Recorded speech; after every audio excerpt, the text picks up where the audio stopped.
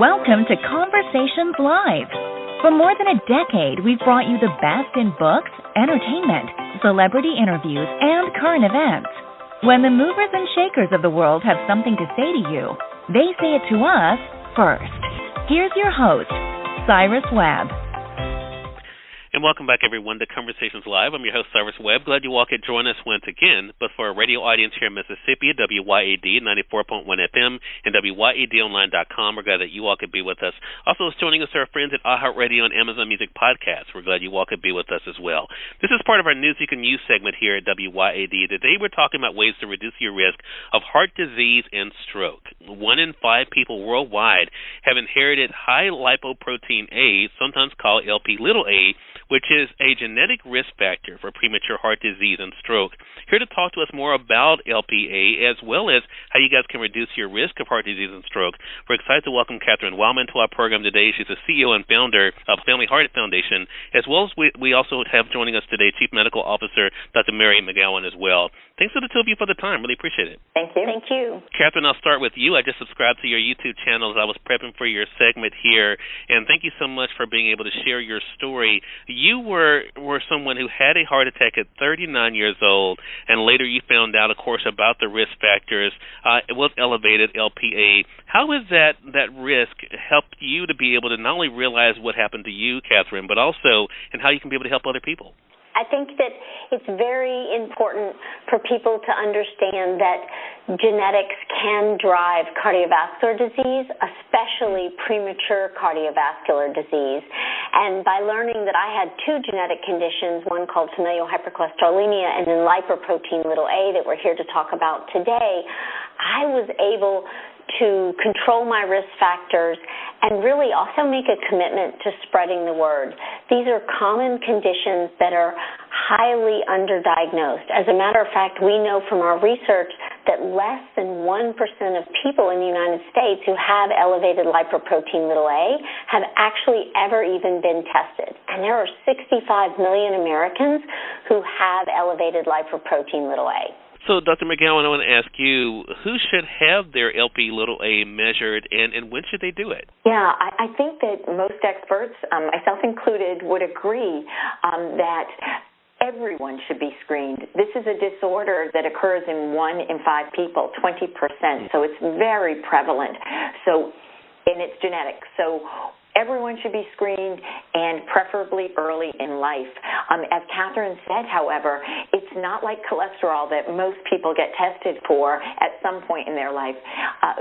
Fewer than 1% of people from our research have been screened, and so in order to be screened, people need to be proactive. They need to ask for that blood test. It's a simple blood test.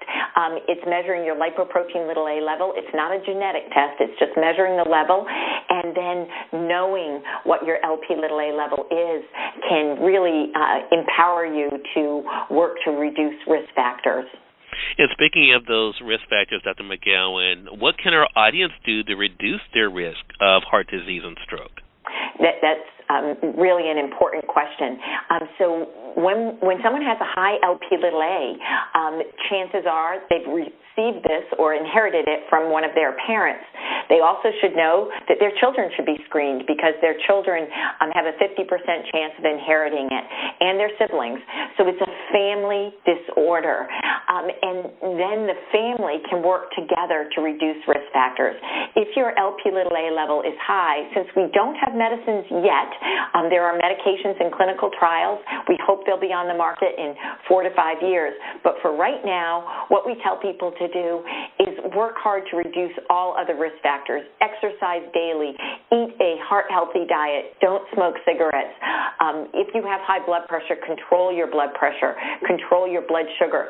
And importantly, since high Lipoprotein(a) sometimes goes along with high LDL or bad cholesterol, know what your cholesterol levels are and take steps to control those as well. Love that. Great information for our audience. Katherine, I mentioned, of course, you're the CEO and founder of the Family Heart Foundation.